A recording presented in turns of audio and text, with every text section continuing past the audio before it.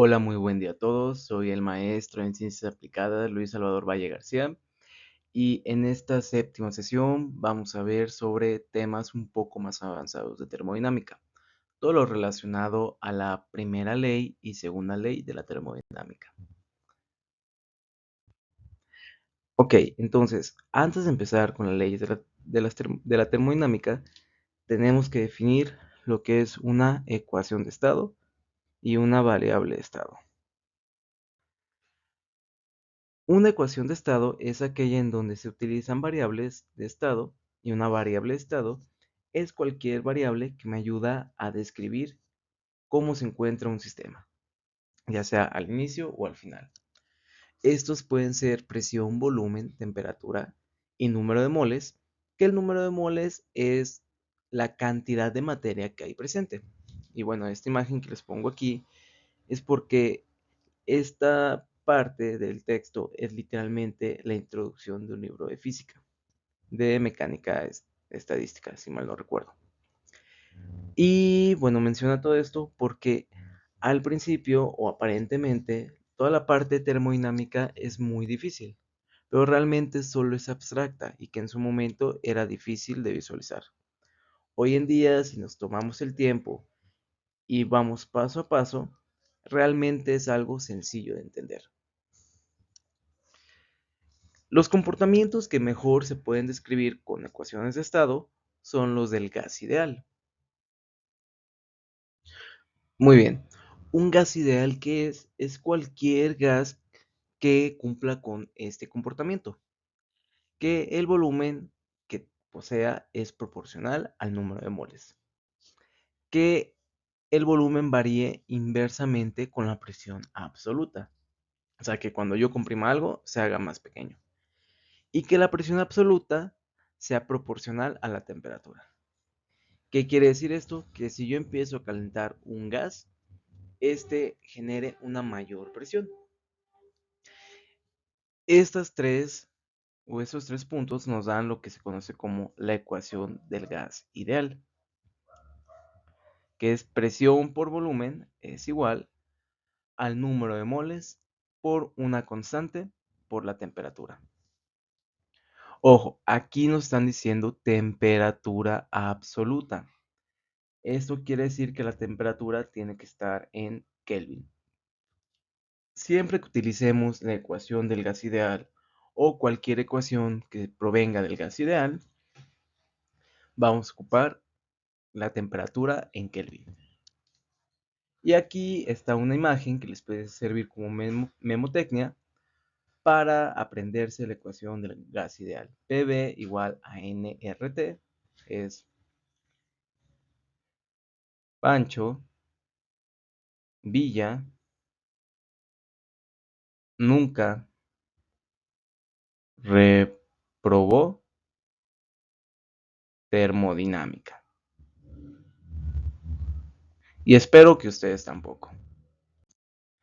De la ecuación del gas ideal se derivan cuatro leyes para describir el comportamiento de los gases.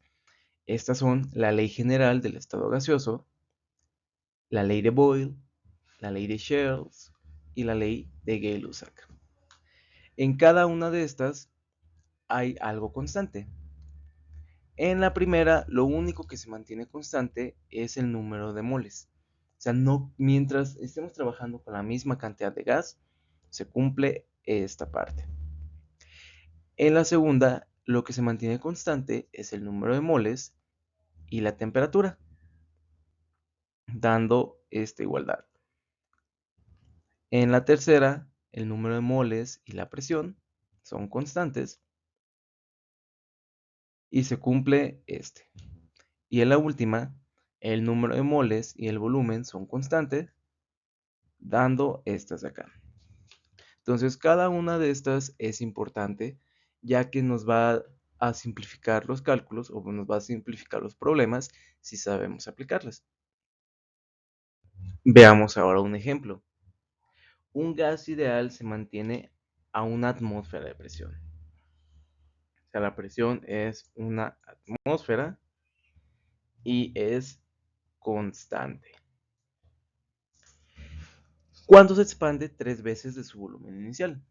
Esto quiere decir que el volumen final es 3 veces el volumen inicial. Si su temperatura llegó a 189 grados, la temperatura final es 189 grados. ¿Cuál era la temperatura inicial? ¿Ok? Entonces, primero les comenté que siempre tenemos que usar las temperaturas en Kelvin. ¿Cómo transformo esto a Kelvin? Pues sumándole 273.15. Hacemos esta suma y nos da que la temperatura en Kelvin es de 462.15 Kelvin. Ahora, la presión es constante. Lo que yo voy a utilizar es volumen 1 sobre temperatura 1 es igual volumen 2 sobre temperatura 2. ¿Y cuál es el dato que yo quiero encontrar? La temperatura 1. Vamos a despejar de aquí. Se está dividiendo, pasa para acá, multiplicando.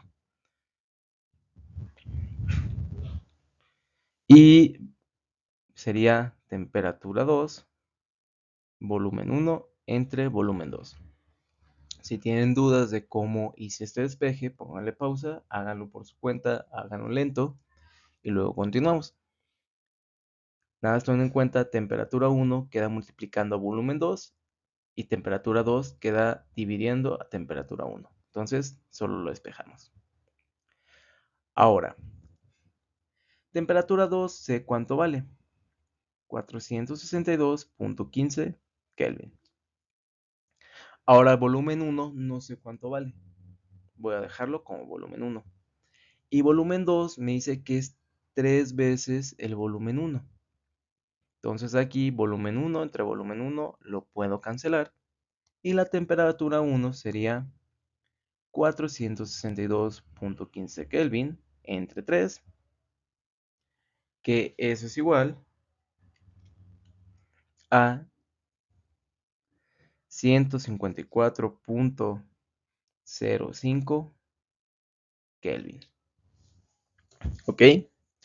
Que ya al transformarlo a grados Celsius nos daría como menos 120 grados más menos. ¿Ok? Entonces, tómense su tiempo para hacerlo, háganlo por su cuenta, pónganle pausa al video y luego continuamos.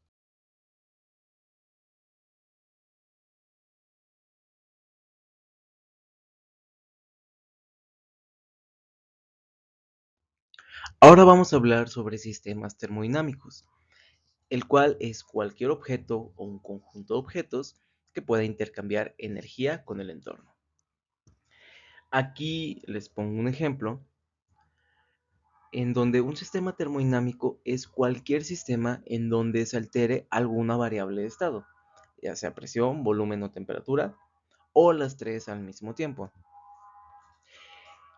En este caso de las palomitas, nosotros tenemos granos de maíz que al darles energía en el microondas o en la sartén, como ustedes quieran, lo que hacemos es que aumente la presión interna, que aumente el volumen y que aumente la temperatura.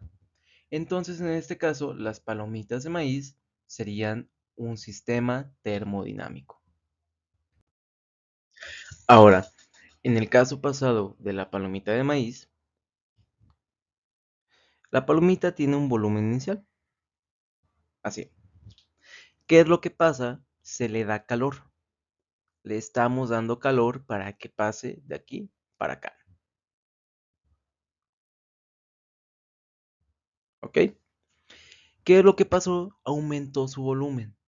Su volumen incrementó de aquí para acá. Imagínense que aquí ponemos una persona en miniatura que al momento de que aumenta el volumen, ¿qué le va a pasar a esta persona? Sale volando. Esta persona va a experimentar un desplazamiento debido a la expansión de volumen.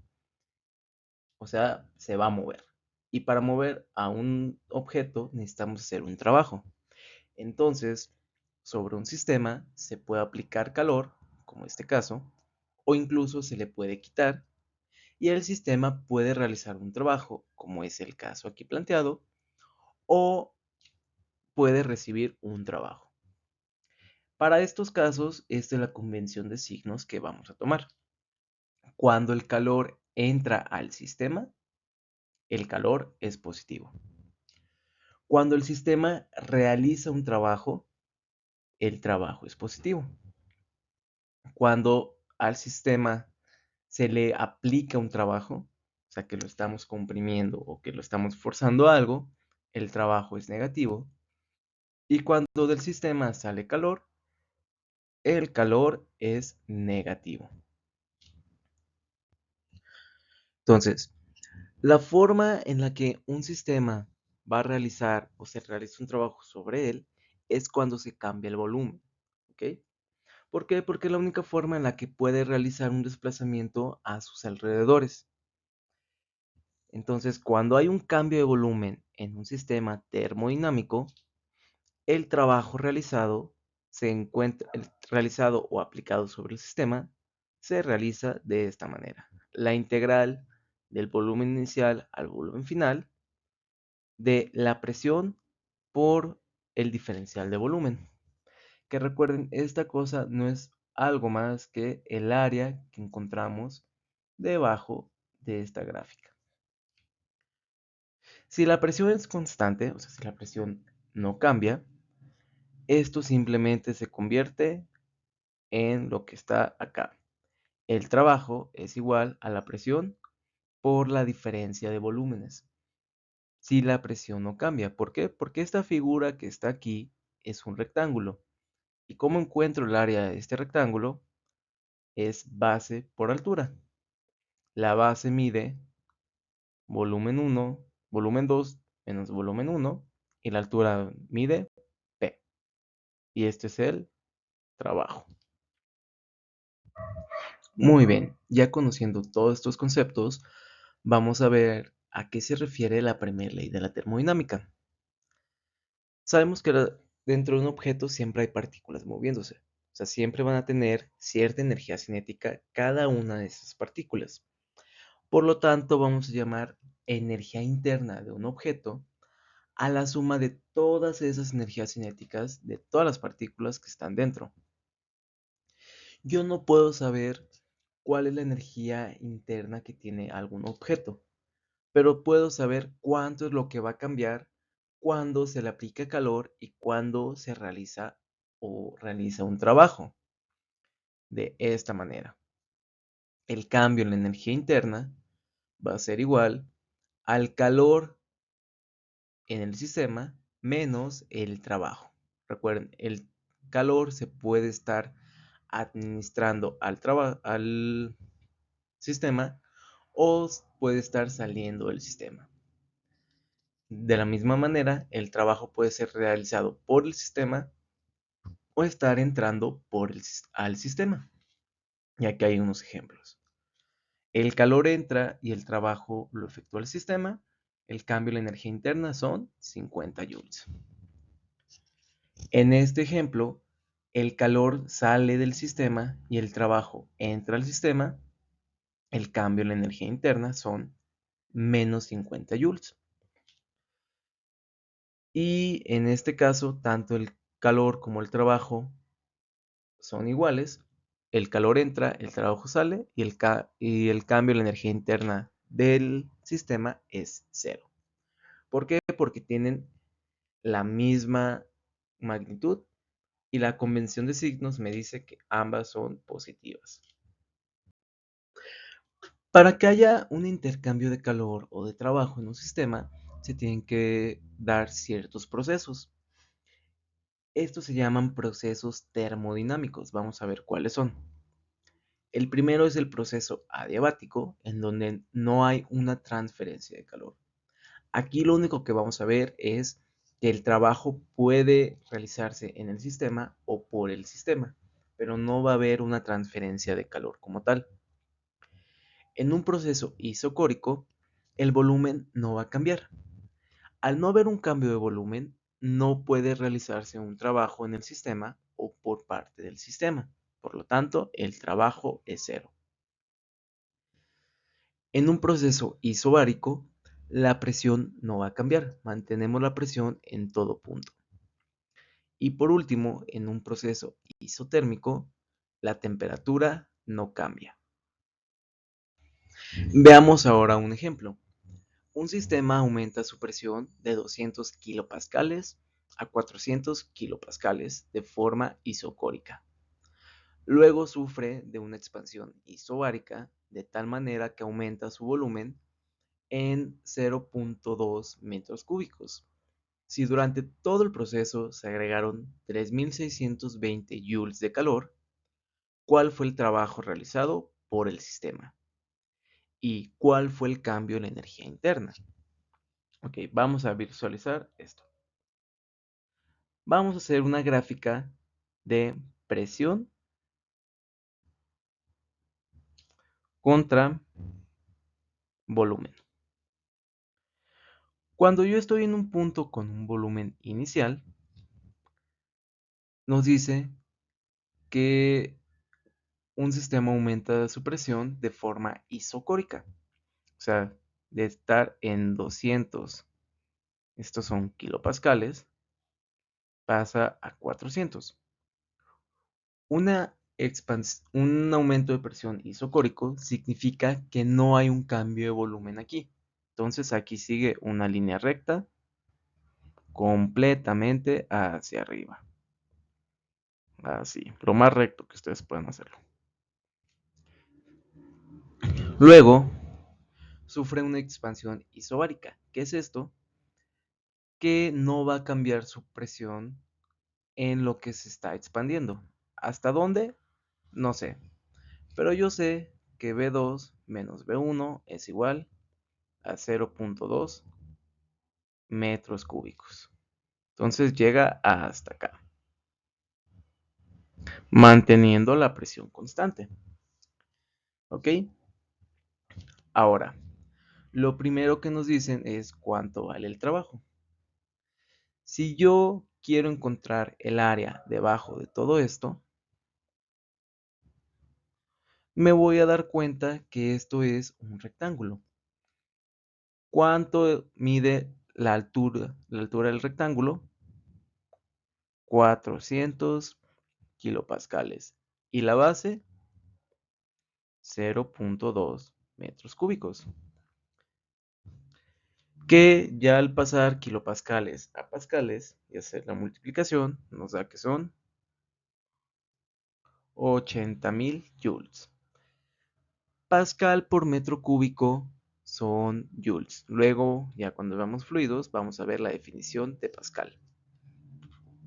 Entonces ya sé cuánto trabajo se realizó. Ahora, el cambio en la energía interna es igual al calor menos el trabajo. Y aquí me dicen cuánto calor se está suministrando. Entonces, simplemente sustituyo para saber el cambio en la energía interna, que es 3620 joules menos 80.000 y eso nos da menos 76.380 joules. Aquí está mi otro resultado. Entonces, tómense su tiempo para hacerlo, háganlo por su cuenta, pónganle pausa, analícenlo. Es muy importante que entiendan cómo hacer estos diagramas. ¿Ok? Aquí, ¿por qué no le puse valor a B1 y B2? Porque no sé cuánto valen. Yo solo sé que el cambio en el volumen es 0.2 metros cúbicos. ¿Y por qué tomo 400 kilopascales? Porque es la altura de esta línea horizontal.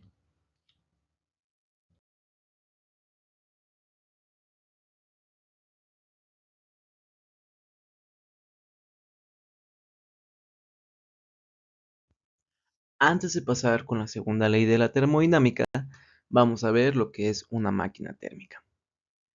Y una máquina térmica es todo aquel dispositivo que puede transformar calor en energía mecánica. O sea, que toma energía térmica y lo va a transformar en energía mecánica. Un ejemplo de esto son los motores de combustión interna. Aquí vemos un diagrama de flujo de energía para una máquina térmica. La máquina es el círculo que está aquí en medio. ¿Y cómo funciona? Va a tomar calor o va a tomar energía de una fuente a una temperatura alta a una temperatura caliente, realiza un cierto trabajo y el calor que no ocupó lo manda a una fuente a una temperatura fría. De esta manera, yo puedo saber que el trabajo realizado por la máquina es igual al calor que tomó más el calor que expulsó. Este calor que está expulsando por convención de signos tiene que ser negativo. Entonces, si yo tomo los valores absolutos, me da que el trabajo es igual al valor absoluto del calor del depósito caliente menos el valor absoluto del calor que va al depósito frío. La eficiencia de esta máquina es igual al trabajo que se realiza entre el calor que está tomando. ¿Por qué? Porque si el trabajo que realiza es exactamente igual al calor que está entrando, tendremos una eficiencia del 100%. Esto no puede ser posible si la eficiencia siempre es menor al 100%. Y sustituyendo esto que les escribí aquí arriba, en donde está el trabajo, llegamos a esta expresión, que la eficiencia de una máquina térmica es igual a 1 menos el calor que va al depósito frío entre el calor que va al depósito caliente.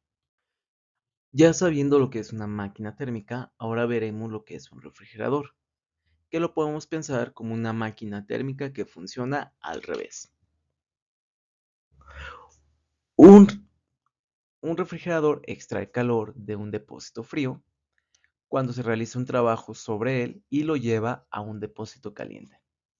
Si nos ponemos a pensar cómo funcionan los refrigeradores que tenemos en nuestra casa, lo que hacen es, nosotros metemos comida o algo que está más caliente que lo que está dentro, entonces el refrigerador le tiene que quitar ese calor. ¿De qué manera le quita calor? Pues nosotros le aplicamos un trabajo. ¿Qué es esto de aplicarle un trabajo? Le conectamos un motor con una bomba, el cual puede extraer ese calor de la comida y lo lleva a un depósito caliente. Ahorita, hoy en día, a lo mejor no es tan usual, pero en los refrigeradores viejos, la parte de atrás del refrigerador estaba muy caliente. ¿Por qué? Porque ahí es a donde va a parar todo el calor que se le quita a la comida. El diagrama sería de esta manera. Tenemos nuestra máquina térmica aquí en medio, extrae el calor, se realiza un trabajo sobre el refrigerador y lo lleva a un depósito más caliente. Para los refrigeradores existe lo que se llama el coeficiente de rendimiento, el cual es el calor que está extrayendo entre esto de acá abajo es el trabajo que está entrando al refrigerador, que es el calor del depósito caliente menos el calor del depósito frío. Ahora veamos un ejemplo. Una máquina térmica realiza un trabajo de 500 joules por ciclo y tiene una eficiencia del 45%. Si se realizó 10 ciclos, ¿cuánto calor consumió y cuánto desechó? Primero, vamos a encontrar el trabajo total. Nos está diciendo que son 500 joules por ciclo y que realizó 10 ciclos. Entonces, el trabajo total que realizó fueron 5000 joules. La eficiencia es del 45%. Este 45%, al ponerlo en decimales, nos da una eficiencia del 0.45. Y yo sé que la eficiencia de una máquina es igual al trabajo entre el calor que está consumiendo. Entonces de aquí yo despejo el calor que está consumiendo y me da que es el trabajo entre la eficiencia. Entonces, nada más dividimos los 5000 joules de trabajo entre la eficiencia y esto nos da 11.111.11 joules de calor. O sea, para funcionar esta máquina térmica se le tienen que suministrar 11.111 joules de calor para que pueda realizar 5000 joules de trabajo. Ahora, nosotros sabemos que el trabajo es igual al calor que se extrae del depósito caliente menos el calor del depósito frío. Despejamos de aquí el calor del depósito frío y nos da lo siguiente. Es igual al calor del depósito caliente menos el trabajo, que este es igual a 11.111.11 joules menos 5000 joules, y esto es igual a 6111.11 joules. O sea, se está desperdiciando más de 6000 joules, se está desperdiciando más de lo que se está aprovechando o más del trabajo que se está realizando. Y eso es muy normal en las máquinas térmicas. ¿Ok? Entonces, ¿por qué el 45% lo paso a decimal? Porque si este 0.45 lo multiplico por 100, ya me da esto. Recuerden, un porcentaje es un número decimal multiplicado por 100. Entonces, pónganle pausa, háganlo ustedes solos y luego continuamos con el video.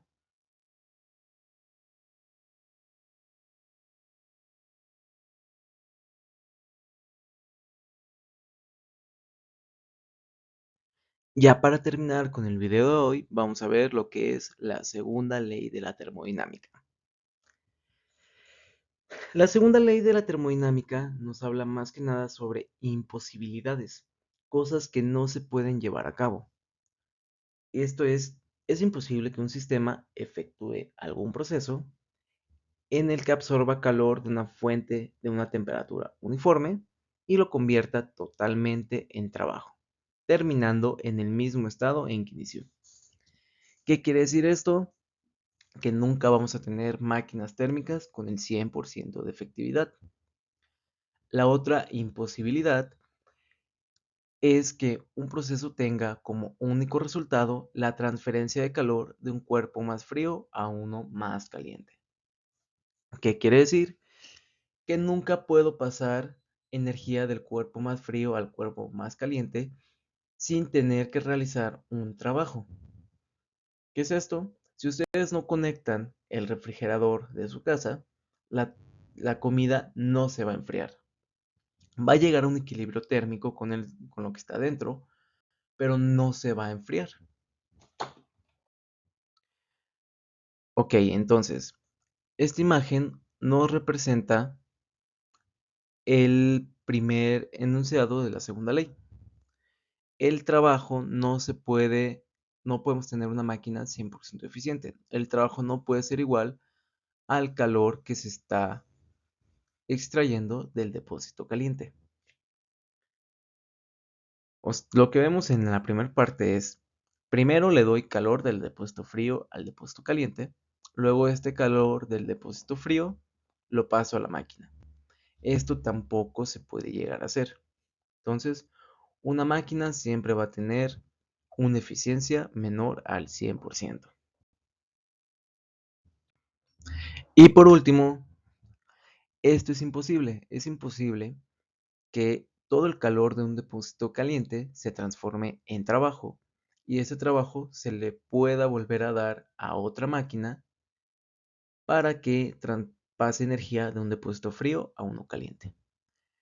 Esto que les acabo de decir es la equivalencia a decir que Algo muy frío le puede dar energía a algo muy caliente. Este refrigerador no puede funcionar sin trabajo. O sea, no podemos darle energía a algo que tenga más energía que nosotros. ¿Ok? Entonces, esto a grandes rasgos es la segunda ley de la termodinámica. No vamos a profundizar más en esto.